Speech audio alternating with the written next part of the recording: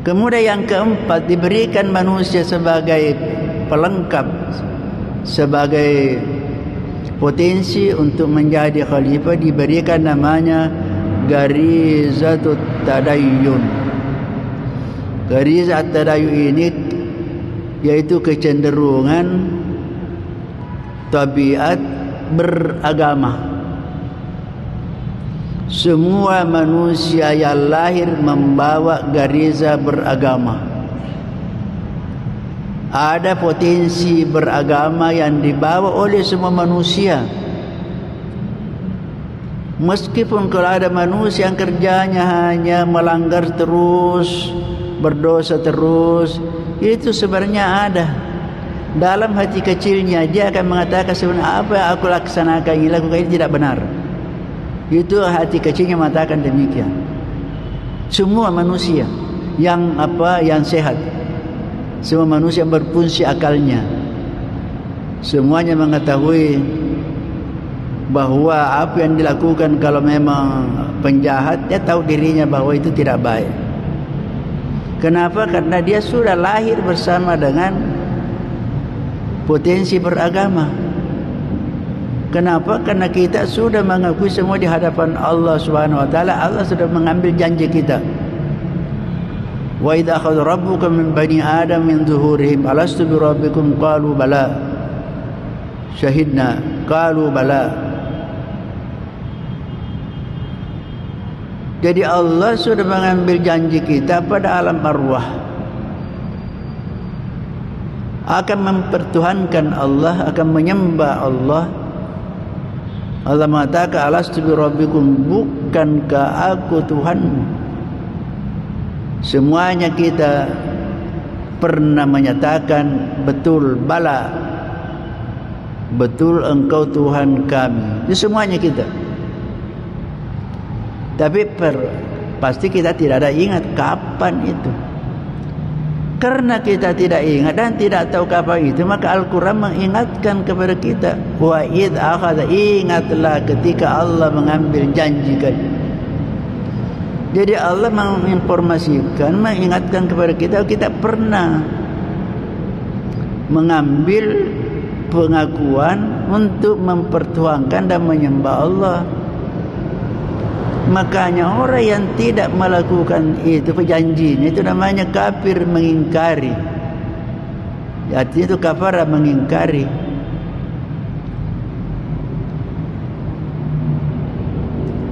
Jadi itu semua manusia membawa sejak lahir gariza beragama. Hanya biasa gariza beragama ini nanti muncul kalau seseorang ditimpa sesuatu musibah atau penderitaan. Kalau terjadi musibah, semuanya orang, terjadi tsunami, terjadi banjir, terjadi longsor, terjadi gempa bumi, baru semua orang mengingat Allah. Terkadang mungkin ada orang tidak pernah menyebut nama Allah, tapi ketika mendapatkan musibah baru sebut Allah, minta tolong semuanya kepada Allah. Kenapa bisa menyebutkan? Karena memang ada di bawah sejak lahir potensi beragama, hanya dia terlambat menggunakan potensi itu. Jadi oleh karena itu, meskipun bagaimana seseorang, kalau biasa ada yang mengingatkan, biasa gampang sadar kalau disampaikan masalah ajaran-ajaran agama, karena memang ada potensinya. Coba kita lihat, biasanya kalau ada orang ditangkap, sudah masuk penjara, sudah pakai baju koko, pakai songkok haji, itu sadar, baru sadar itu. Kenapa? Karena dia punya potensi beragama. Itulah dikatakan fatalaqqa Adamu min rabbih kalimatin fataba alaihi innahu wat-tawwabur rahim. Nabi Adam menerima beberapa kalimat-kalimat dari Allah, lalu ia minta taubat kepada Allah, maka Allah menerima taubatnya. Dalam Al-Quran diabadikan oleh Allah doanya Nabi Adam bersama dengan istrinya Hawa. Qala rabbana zalamna anfusana wa illam taghfir lana wa tarhamna lanakunanna minal khasirin.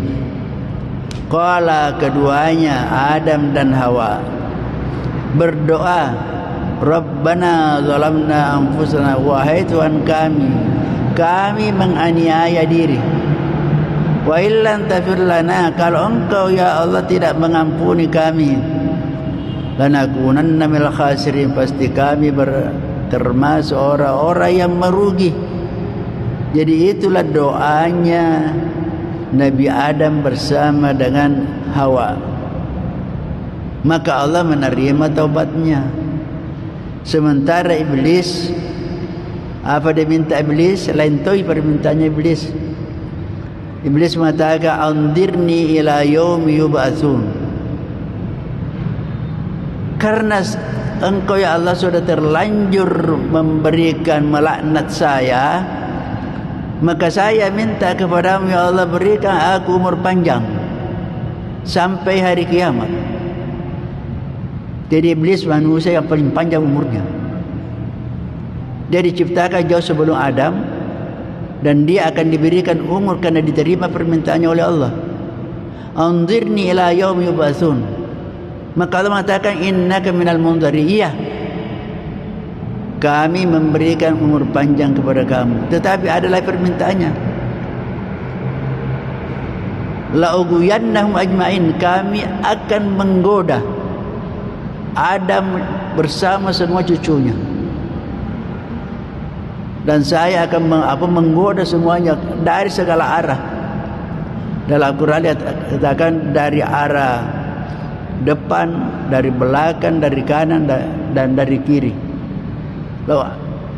La'atiyan min baini aydihim min khalfihim wa an aymanihim wa an syama'ilihim. Itu permintaannya bahwa kami mau mendatangi, menggoda, mempengaruhi manusia dari segala arah. Untung iblis lupa, minta dari atas dan dari bawah, minta depan, belakang, kanan, kiri, tapi tidak ingat dari atas, dari bawah. Oleh karena itu masih ada dua jalan untuk kita minta pertolongan kepada Allah yang tidak bisa diganggu oleh iblis. Minta ke atas kepada Allah. Maka kita ketika berdoa menghadapkan tangan ke atas, dan ketika kita salat sujud, ketika kita sujud, disitulah iblis meraung-raung. Ketika kita salat sujud, kenapa? Karena gara-gara iblis tidak mau sujud, maka dia dilaknat. Maka semua kelompoknya setan, kelompoknya iblis merasa tidak berhasil dakwanya ketika seorang sujud, salat dan sujud. Karena dikatakan wa aqrabu abdu min rabbihi wa sajidun. Tempat yang paling dekat seorang hamba kepada Allah ialah ketika sujud. Wa aqrab ma yakun bil abdi min rabbihi wa sajidun. Tempat yang paling dekat seorang hamba dari Tuhannya ketika ia sujud. Maka Nabi katakan fa'aksirud du'a habis sujud. Perbanyaklah doa kalau kamu sujud. Di tempat sujud diperintahkan banyak berdoa, tapi itu tentunya kalau kita salat sendirian. Salat sendirian, dan itu tentunya juga imam tidak boleh berpanjang-panjang di situ. Kenapa? Karena banyak orang lain di belakangnya. Jadi kalau sendirian silakan perpanjang. Minta apa yang diminta kepada Allah. Wa aktsiru ad-du'a fi sujud.